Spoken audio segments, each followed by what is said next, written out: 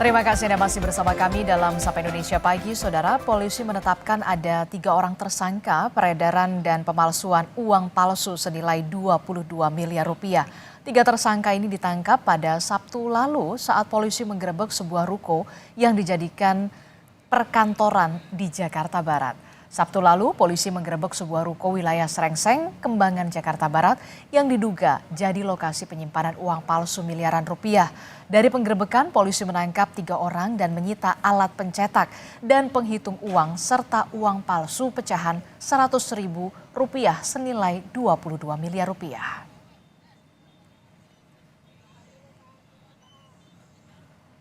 Saudara, uang palsu senilai 22 miliar rupiah ditemukan di kantor akuntan di Jakarta Barat. Meski polisi menyebut uang palsu ini belum sempat beredar, tapi apa yang perlu dicermati dari kasus ini? Kita akan membahasnya bersama dengan Kabareskrim Polri di periode 2009 hingga 2011 bersama dengan Pak Ito Sumardi. Selamat pagi, Assalamualaikum Pak Ito. Selamat pagi, Mbak. Waalaikumsalam.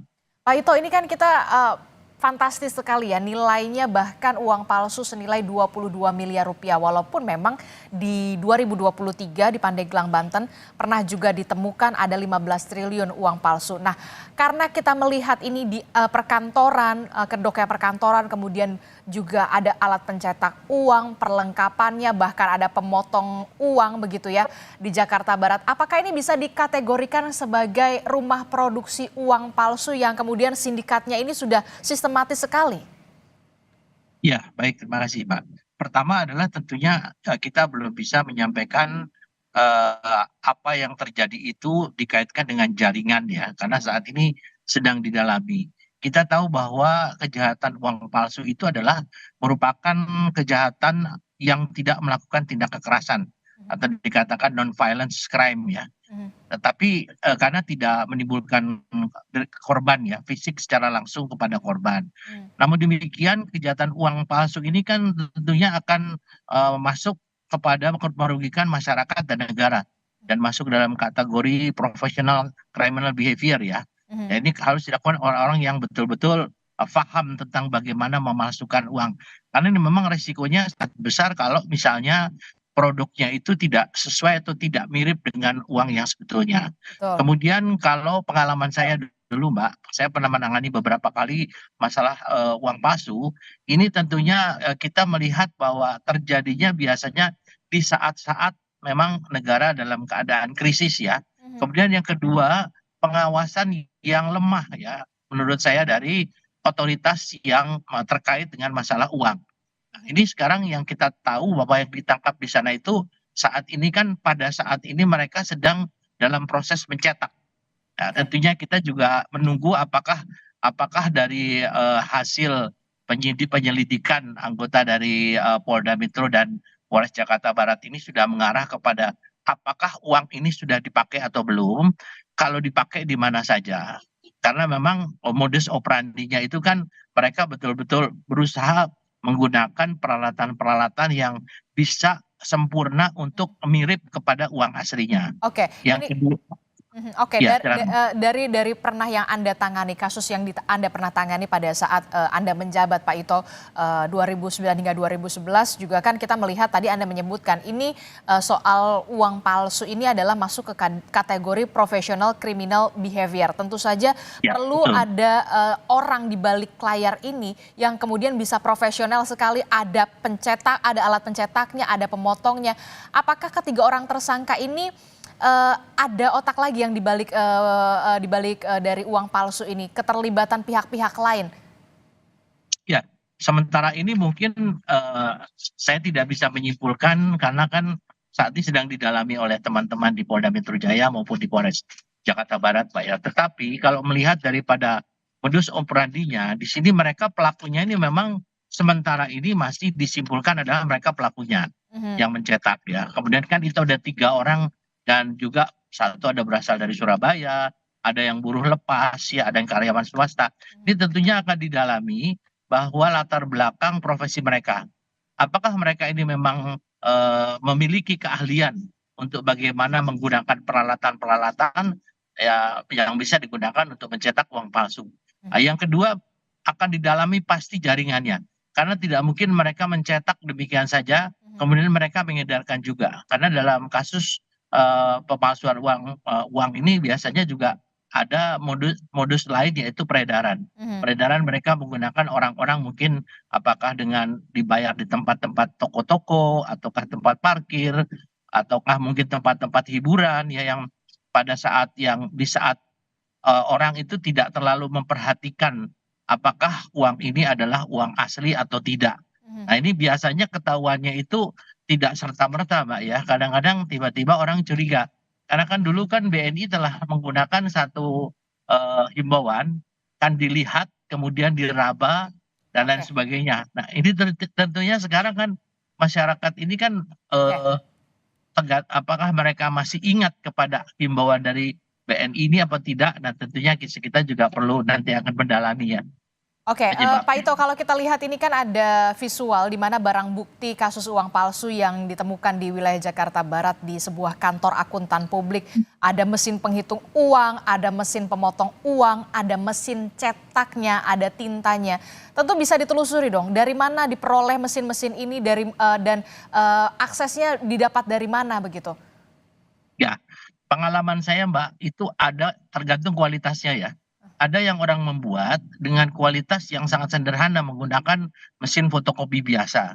Kemudian juga ada juga yang mungkin menggunakan mesin yang memang mencetak dengan sempurna ya. Kan ada berbagai jenis mesin yang memang digunakan oleh seseorang kualitasnya berbeda-beda. Mhm, Jadi nanti ini pasti akan menjadi pendalaman daripada teman-teman di Polda Metro maupun di Polres Jakarta Barat mhm, untuk mendalami sampai sejauh mana peralatan ini digunakan, dari mana dibelinya, mhm. dan tentunya kita juga harus memberitahukan kepada masyarakat bahwa mereka juga perlu harus waspada ya, waspada terhadap eh, penjualan atau pembelian mesin-mesin tersebut. Mhm. Tapi memang sulit ya Mbak ya, karena apa?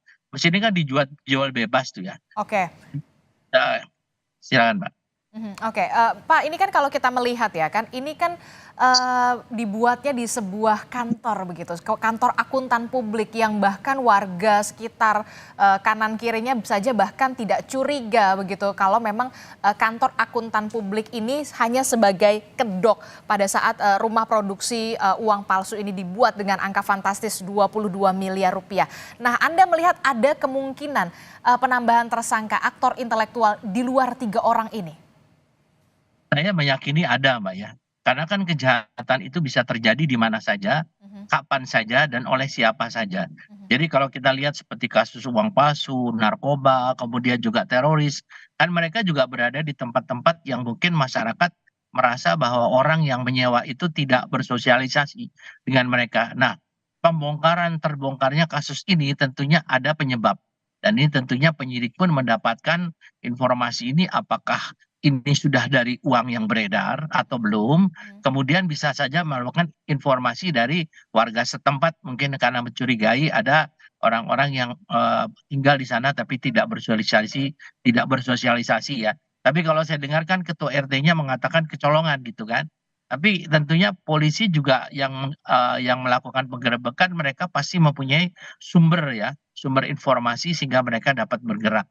Ya, jadi itu di mana saja bisa terjadi, Mbak, ya. Mhm, mhm. Oke, ini kalau juga yang menarik adalah, rumah uang palsu ini kan kemudian dilakukan di sebuah kantor akuntan publik begitu ya. Bahkan saya melihat ada, satu mobil, berplat yang kita sudah melihat tadi, bagaimana penyelidikan kasus ini? Tidak hanya dari pihak kepolisian tapi juga, melibatkan juga pihak-pihak lain?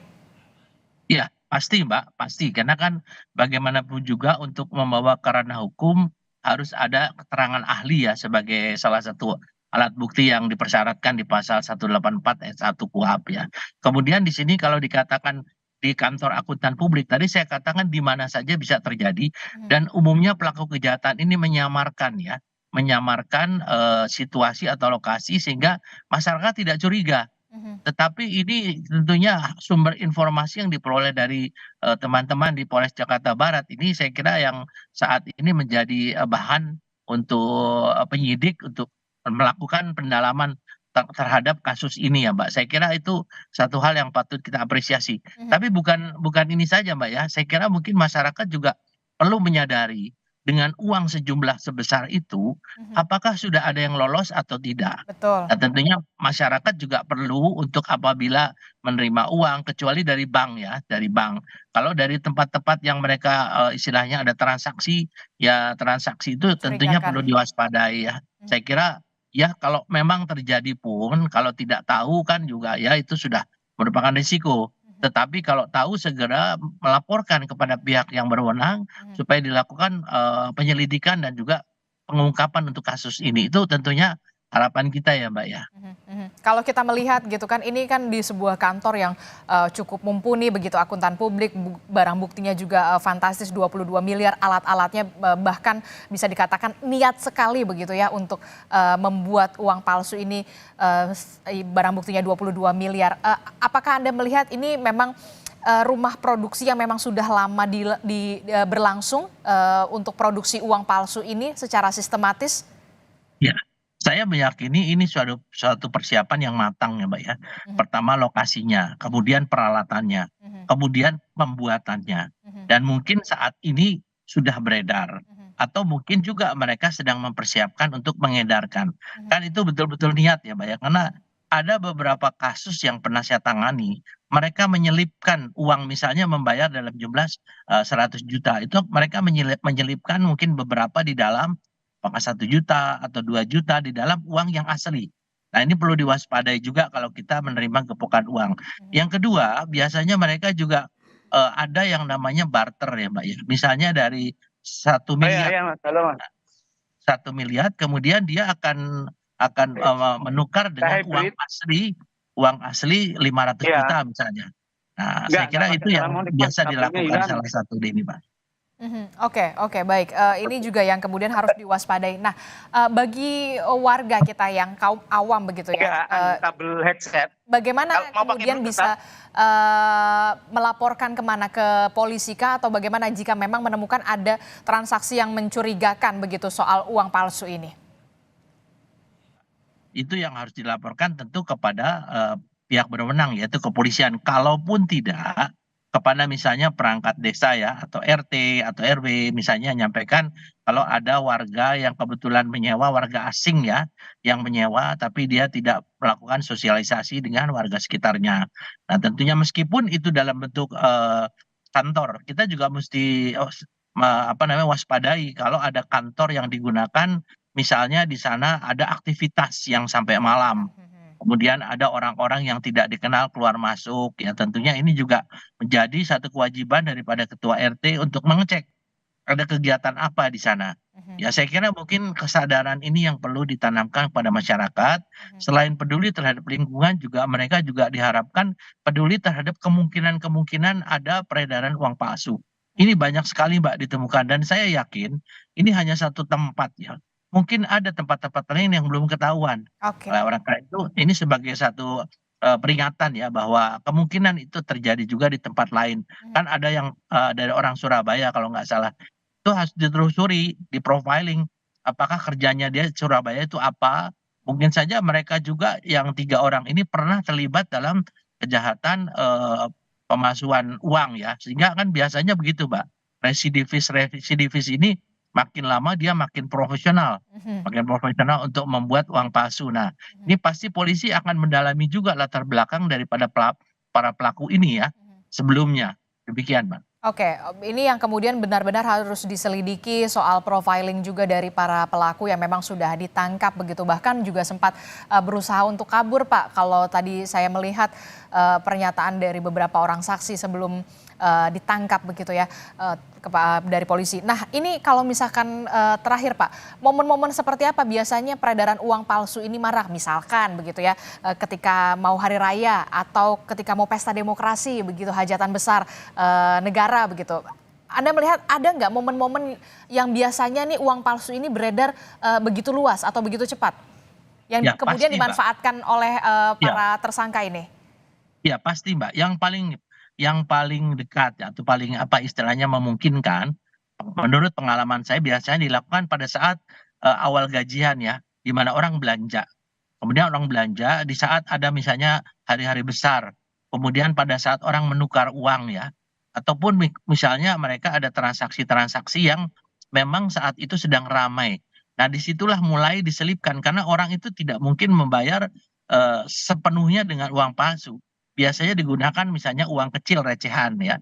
Kalau ini kan mereka menggunakannya dengan pecahan 100 ya. Mhm, Kalau 100 itu saya yakin tidak mungkin seluruhnya itu digunakan di dalam transaksi. Pasti mereka menyelipkan. mhm. Misalnya bogolan ya, uang 10 juta. 10 juta tuh dia bisa membuat 3 juta atau 4 juta itu uang palsu diselipkan di tengahnya.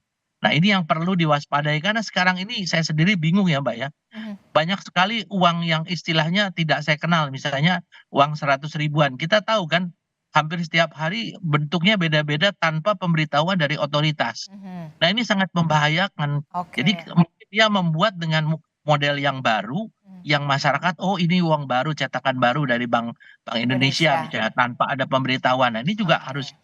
harus diperhatikan. Mhm. Kita mesti melihat juga bentuknya uang palsu yang kemarin dibuat itu apakah uang palsu dalam cetakan baru ya, Oke. ataukah yang lama. Cetakan lama, Kalau yang oke. ya kalau lama kan kita lihat sudah lusuh. Mhm. Kalau yang baru kan bagaimana kita tahu, karena saya sendiri menerima dari bank uang cetakan yang seratusan itu udah dalam bentuk baru yang baru saya kenal gitu. Mhm. Ya, ini yang perlu diwaspadai. Dan ini tanggung jawab dari bank juga harusnya otoritas itu Oke. memberitahukan kepada masyarakat. Demikian, Mbak. Oke, jadi juga ada tanggung jawab juga dari pihak Bank Indonesia terutama untuk bagaimana mensosialisasikan kepada masyarakat soal bahaya juga uang palsu, kemudian bagaimana juga kita bisa secara apa ya, orang awam untuk melihat secara kasat mata uang palsu itu seperti apa, termasuk juga sosialisasi sebenarnya uang-uang yang memang sudah beredar di pasaran itu seperti apa, begitu ya Pak ya? Betul, betul sekali, Mbak. Betul Baik, sekali, Mbak. terima kasih informasinya Pak Baik, Ito Sumardi telah bergabung sama-sama. bersama kami dan Mari. juga perspektifnya. Semoga ini juga bisa menambah kewaspadaan kita warga soal uang-uang palsu yang kemudian masih beredar di pasaran. Terima kasih informasinya Bapak. Baik, terima Selamat kasih. pagi, Selamat pagi. Assalamualaikum. Assalamualaikum. Waalaikumsalam.